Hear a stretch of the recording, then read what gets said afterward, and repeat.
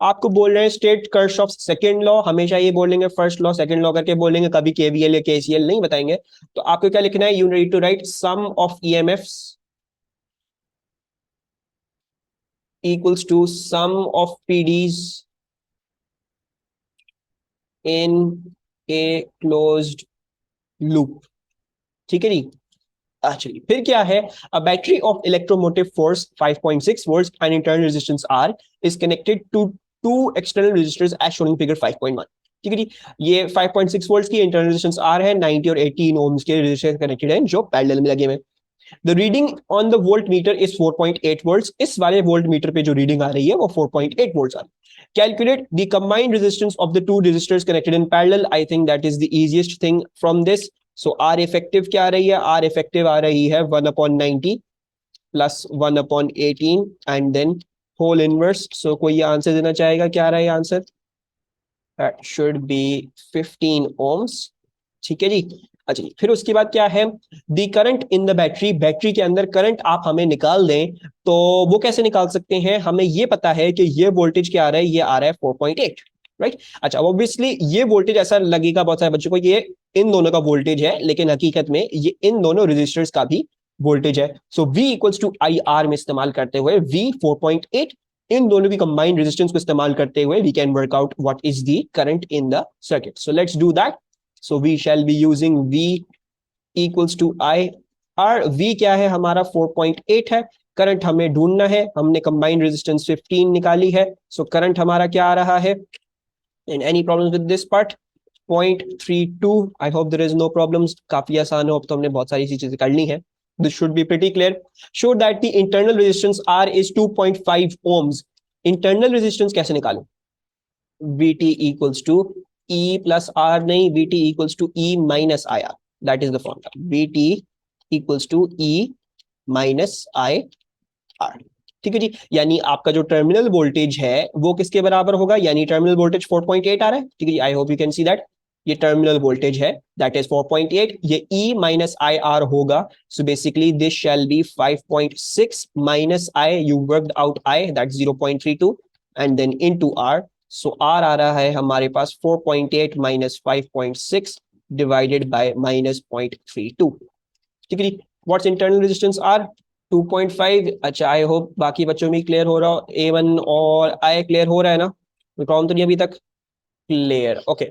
उसके बाद क्या है हमारे पास, determine the ratio power dissipated by internal resistance R and total power produced by battery. तो इंटरनल रेजिस्टेंस R के अंदर कैसे निकाल सकते हैं, we know the current and we know the internal resistance, तो I स्क्वायर R इसके लिए इस्तेमाल कर लेते हैं, और बैटरी के लिए एक ही फॉर्मूला लग सकता है IV। तो let's use I square R ऊपर एंड लेट्स यूज IV नीचे।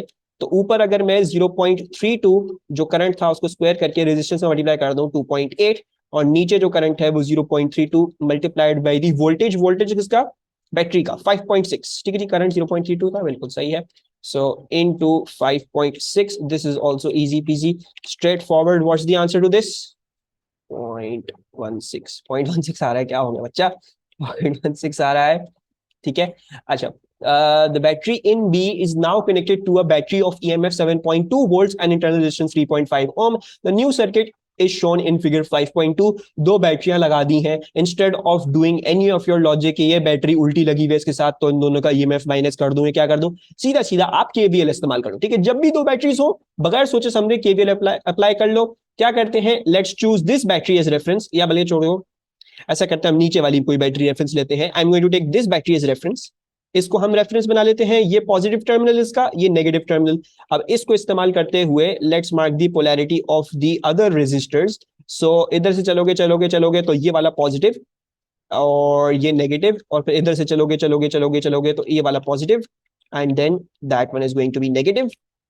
Let's say there is a current I flowing in the circuit, I'm going to mark that current as I। मुझे पता नहीं है क्या है डायरेक्शन, मैं ऐसे अपनी तरफ से रैंडम डायरेक्शन लगा रहा हूँ। ठीक है जी। अच्छा, करंट I मैंने मार्क कर दिया है। अब जो है क्या करते हैं, let's make the direction of looping। So I shall be looping in a this time I'll be looping in an anti-clockwise fashion। Anti-clockwise जाऊंगा।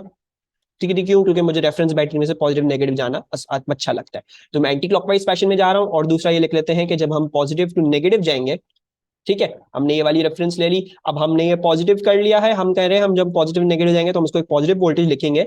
Let's start off at this point, I am going to call this point A अपनी convenience के लिए। Positive negative यानी ये वाला EMF क्या लिखूंगा, I shall write this as +7.2।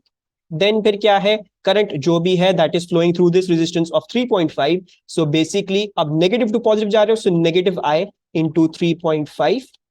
उसके बाद क्या है, उसके बाद ये है कि जब आप इधर आए हो, सो this is negative I into 2.5।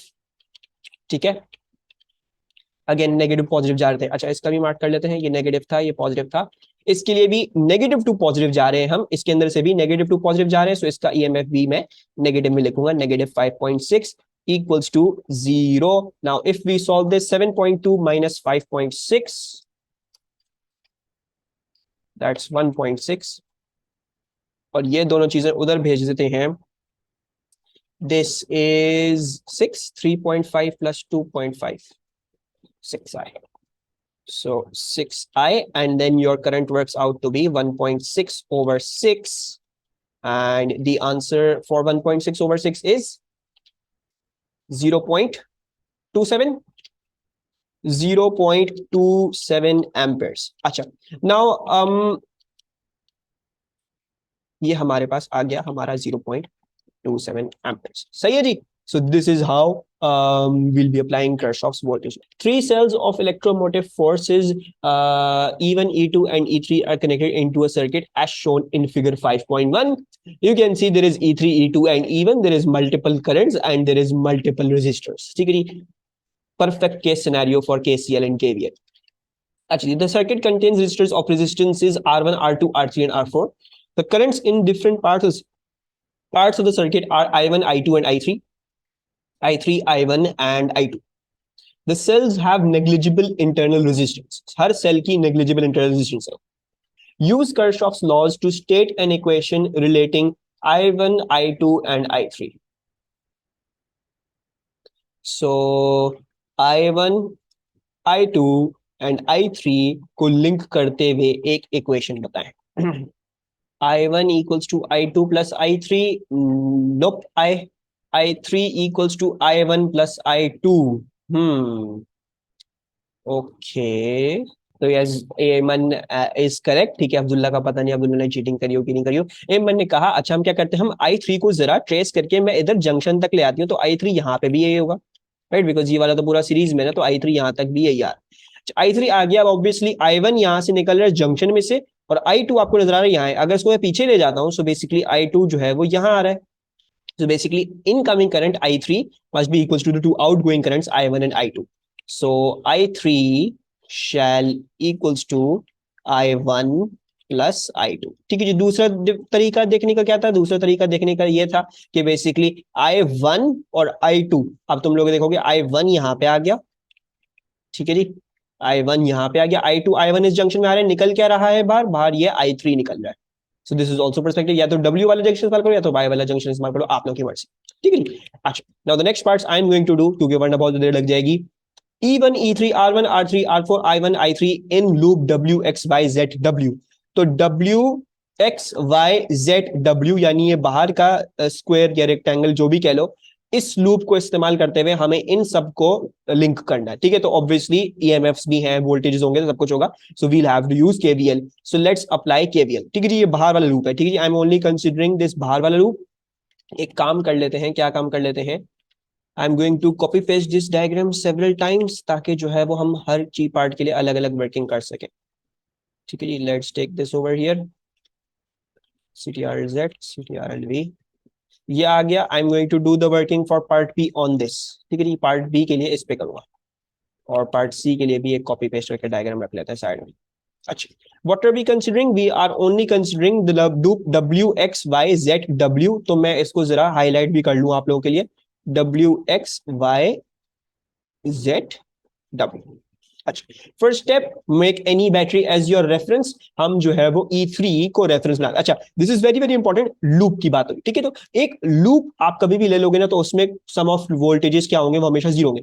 तो चाहे मैं ये W X Y Z W वाले लूप लूं, चाहे मैं ये W X Y W वाले लूप लूं, या मैं चाहे Z W Y Z वाले लूप लूं, I can take any loop. ठीक है जी, कोई भी लूप लोगे उसमें सम ऑफ वोल्टेजेस जीरो आएगा, that is what is KVL is. अच्छा, let's take this battery is reference, इसको रेफरेंस ले लेते हैं एंड क्या करते हैं फिर इसका प्लस और माइनस मार्क कर लेते हैं, ठीक है जी, प्लस और माइनस।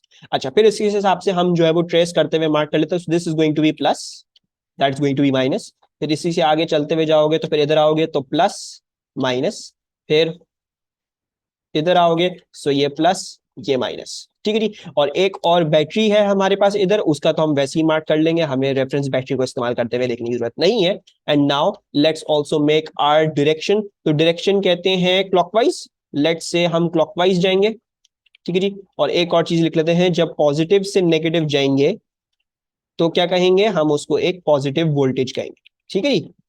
अच्छा, पॉजिटिव वोल्टेज कहेंगे, लेट्स राइट दैट डाउन। अच्छा, so let's start off at over here, W पे स्टार्ट कर लेते हैं। डब्ल्यू पे स्टार्ट करते हो सो यू सी R3 वाला रजिस्टर आएगा और पॉजिटिव से नेगेटिव जाएंगे हम R3 में। अच्छा, R3 में करंट कौन सा फ्लो कर रहा है, R3 में करंट I3 फ्लो कर रहा है, राइट, I3 फ्लो कर रहा होगा। सो हम लेंगे I3 इंटू R3, ठीक है जी। कैसे ले रहा हूं, पॉजिटिव ले रहा हूं, तो हम पॉजिटिव नेगेटिव, फिर हम E3 में से नेगेटिव टू पॉजिटिव गए, so I will write this one down as negative E3। फिर आगे चलते हैं, देन पॉजिटिव नेगेटिव R4 में से, R4 में से भी I3 फ्लो कर रहा है, so basically I3 R3 R4 sorry I3 R4, ठीक है जी। पॉजिटिव नेगेटिव गए हैं I3 R4। फिर आगे जाओगे आगे जाओगे आगे जाओगे, फिर आता है R1, पॉजिटिव नेगेटिव R1 में से कौन सा करंट फ्लो कर रहा है, I1 फ्लो कर रहा है, सो बस इसमें ये डिफरेंस होगा कि प्लस I1 R1, ठीक है जी। एंड देन फिर क्या हो रहा है, फिर आपके पास आपका ये ईएमएफ माना जाता है, ये क्या है, this is again minus two plus जा रहे हो, राइट, माइनस टू प्लस जा रहे हो तो हम इसको भी नेगेटिव E1 लिखेंगे, नेगेटिव E1। और फिर हम करते करते वापस से W पे आ गए, हमारी इक्वेशन यहां तक खत्म, let's write this down as zero. और एक काम कर लेते हैं, जो नेगेटिव वाले हैं हम इनको अलग करके उस साइड पे ले जाते हैं, तो हमें नजर आ रहा है I3 R3 plus I3 R4 plus I1 R1 shall equals to E1 plus E3. Any problem still here? E1 plus E3, ठीक है जी, सबको समझ में आया? How did I do this? अच्छा, now there is something that I need to make sure कि आप लोग एक चीज जरूर देख लेना, ठीक है जी। देखो, हाँ, इससे पहले हमने जो भी एग्जांपल्स करी थी उसमें करंट मार्क्ड नहीं था हमारे लिए, राइट, हमारे लिए किसी भी एग्जांपल में करंट मार्क्ड नहीं था, चाहे इस सवाल को देखो चाहे मैंने जो सवाल कराया, हमारे करंट मार्क था, हम एक करंट की डायरेक्शन सपोज कर रहे थे, ठीक है जी। अच्छा, तो वो करंट की डायरेक्शन मैंने सपोज करा था, वो according to my looping suppose करते, मैं क्लॉकवाइज जा रहा हूं तो मैं क्लॉकवाइज करंट ले लिया, मैं क्लॉकवाइज जा रहा हूं तो मैंने क्लॉकवाइज करंट ले लिया, ठीक है। तो कोइंसिडेंटली मैं जो मेरा करंट निकलता था वो सपोजिडली, मतलब इत्तेफाकन ये हो रहा था कि मैं जो भी करंट ले रहा था वो बिल्कुल मैं सही डायरेक्शन वाला करंट ले रहा था, मतलब ये सब पॉजिटिव आंसर्स आ रहे थे करंट के, यानी ये बोल रहे हैं कि जो एक्चुअल करंट था वो हकीकत में इसी ही डायरेक्शन में था, दैट वाज कंप्लीटली ओके, ठीक है जी। तो केवीएल में भी यह ताकत है कि अगर आपने लूपिंग का डायरेक्शन गलत ले लिया है तो वो आपको नेगेटिव करंट दे सकता है, ठीक है जी। It can give you the negative, मतलब आपको बता देगा कि करंट की डायरेक्शन जो आप सपोज करना चाह रहे हो, मतलब जिस डायरेक्शन आप लूप करना चाह रहे हो वो वाला सही डायरेक्शन नहीं है, दूसरा डायरेक्शन है, उस डायरेक्शन में एक्चुअल करंट आपका फ्लो कर रहा है, ठीक है जी। कन्वेंशनल करंट की बात नहीं कर रहा, एक्चुअल करंट की बात कर रहा, ठीक है जी। अच्छा, लेकिन ये सब सवाल थे कौन से, जब इसमें करंट मार्क नहीं था तो हम अपनी मर्जी से कर रहे थे, हमने अपनी मर्जी से कर लिया, होता तो नेगेटिव आता, तो नहीं होता तो पॉजिटिव, तो कोई फर्क वैसे भी नहीं, हमेशा पॉजिटिव आंसर ही लिखना, ठीक है। इस वाले सवाल में थोड़ा सा डिफरेंट है, इसमें आपको करंट की डायरेक्शंस मार्क करके दी हुई हैं इन्होंने, एग्जामिनर ने खुद, ठीक है जी।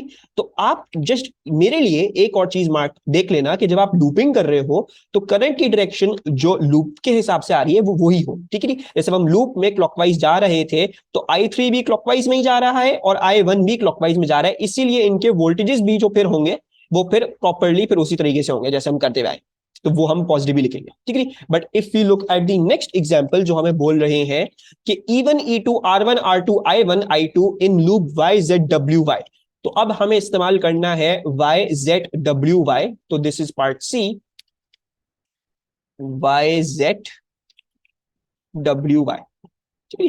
तो बस इस चीज का एक और ध्यान रखिएगा क्योंकि इसमें करंट्स आपको खुद मार्क करके दिए हैं, तो फिर उस हिसाब से आपको देखना पड़ेगा, ठीक है जी। अच्छा, so again let's make battery as reference, I am just going to choose this one as reference क्योंकि वो टेढ़ी वाली मुझे अनॉय कर रही है, let's take this is reference और इसका हम पॉजिटिव और नेगेटिव मार्क कर लेते हैं, ठीक है, जब हमने ये कर लिया तो फिर हम क्या करेंगे, हम फिर बाकी रेजिस्टर्स के मार्क करना शुरू कर देते हैं। अब ऑब्वियसली ये क्या हो जाएगा, ये पॉजिटिव, वो नेगेटिव, फिर आगे जाते हुए ये पॉजिटिव, ये नेगेटिव, ठीक है, और इस बैटरी का भी पॉजिटिव नेगेटिव मार्क कर देते हैं। अच्छा, फिर क्या कर लेते हैं, फिर एक डायरेक्शन ऑफ लूपिंग ले लेते हैं। I am going to call my direction of looping like this. हम ऐसे क्लॉकवाइज डायरेक्शन में जाएंगे। और एक और बात लिख लेते हैं, पॉजिटिव से नेगेटिव जब जा रहे हैं तो हम लिखेंगे उसको एज ए पॉजिटिव वोल्टेज। ठीक है जी। अच्छा, now let's start off at W ही स्टार्ट कर लेते हैं। डब्ल्यू अच्छा लग रहा है पॉइंट। अच्छा, डब्ल्यू पे स्टार्ट करते हैं तो हम यूं जाएंगे, पहले हम जाते हैं R2 में से पॉजिटिव टू नेगेटिव। तो इसका वोल्टेज, अब इसका वोल्टेज कैसे दूंगे, current into the resistance. This is going to be I2 R2 positive से नेगेटिव गए। अच्छा, लेकिन मैंने क्या बात बताई थी आपको, मैंने भी बात बताई थी भाई, जो आपका ये डायरेक्शन आप जो कह रहे हो, ये बेसिकली आपके करंट का भी डायरेक्शन है। अब उन्होंने आपको जानबूझ के मार्क करके क्या दी हुई है, they have mark the direction for you. अगर तो हम आंसर निकाले तो हमें खुद ही हमारा आंसर आ जाता कि I2 आपने डायरेक्शन गलत ली है, वो डायरेक्शन ऐसी नहीं थी, वो वैसी थी। ठीक है, अगर हम खुद कर रहे होते। लेकिन अभी एग्जामिनर ने मार्क करके खुद दी हुई है। ठीक है, तो अब आपने ये जो डायरेक्शन ऑफ लूपिंग ली है, ये आपकी डायरेक्शन ऑफ लूपिंग के अगेंस्ट है। I2 is against your direction of looping. तो ये जो आप I2 R2 लिख रहे हो, जैसे हम पहले तो I2 R2 पॉजिटिव लिख देते हैं, बस क्योंकि एग्जामिनर ने ये मार्क करके दे दिया direction this is opposite in direction, current is opposite direction, तो मैं इसको माइनस I2 R2 लिख रहा हूं। ठीक है जी, आई होप ये बात समझ में आ रही है। वैसे अगर करंट मार्क नहीं होता तो फिर तो मैं बस I2 R2 लिख देता, मेरी भला से, मुझे तो बस रेफरेंस बैटरी से क्या करना है। लेकिन अभी एग्जामिनर ने मार्क किया हुआ है, so because it's against my looping direction, तो मैं इसको I2 में इस वोल्टेज को नेगेटिव करके लिख रहा हूं। ठीक है जी, एंड देन मूविंग ऑन, फिर हम बैटरी में से जाएंगे positive negative, positive to negative जाएंगे E2 में से, सो हम इसका वोल्टेज लिखेंगे E2 पॉजिटिव में। ठीक है, फिर क्या हो रहा है, फिर हम इधर जाते हैं और फिर हम आ रहे हैं इधर। अब R1 में से जाएंगे पॉजिटिव टू नेगेटिव, यानी अब R1 में से I1 फ्लो कर रहा है। अच्छा देखोगे, लूपिंग की डायरेक्शन में ही है करंट, तो हम इसको I1 R1 ही लिखेंगे, यानी positive I1 R1। And then फिर हम नेगेटिव टू पॉजिटिव जा रहे हैं E1 में से, so this shall be written as a negative E1। और फिर करते करते आप वापस से W पे आ जाओगे, so you go and write this as 0। ठीक है, जब आपने ये कर लिया तो फिर हम क्या कर सकते हैं, हम अपनी फाइनल इक्वेशन बना सकते हैं। We can see E2 minus E1, E2 minus E1 shall equals to let's say अच्छा एक काम ये कर सकते हैं, हाँ ना बस सही, E2 minus E1 shall equals to, let's send that over there, so I2 R2 minus I1 R1। ठीक है, so this is our defining question. बस चेंज क्या आया इसमें, चेंज इसमें बस यह है कि हमारी जो डायरेक्शन ऑफ लूपिंग थी, क्योंकि एग्जामिनर ने करंट ऑलरेडी मार्क करके दिया था, तो अगर डायरेक्शन ऑफ लूपिंग के अगेंस्ट एग्जामिनर ने मार्क करके दिया हुआ है करंट, तो फिर आप उसका वोल्टेज फिर नेगेटिव ले लेना, even if you going from positive to negative. ठीक है जी, जो बस इसका आपने ख्याल रखना है, वो सब जो है वो आप करने के बाद फिर देख लेना, it should be pretty straight forward. ये एक ही सवाल है ऐसा जो आया हुआ है, तो बस आपने इसको जो है वो देखना था। ठीक है जी, any problems with this question, समझ में आया?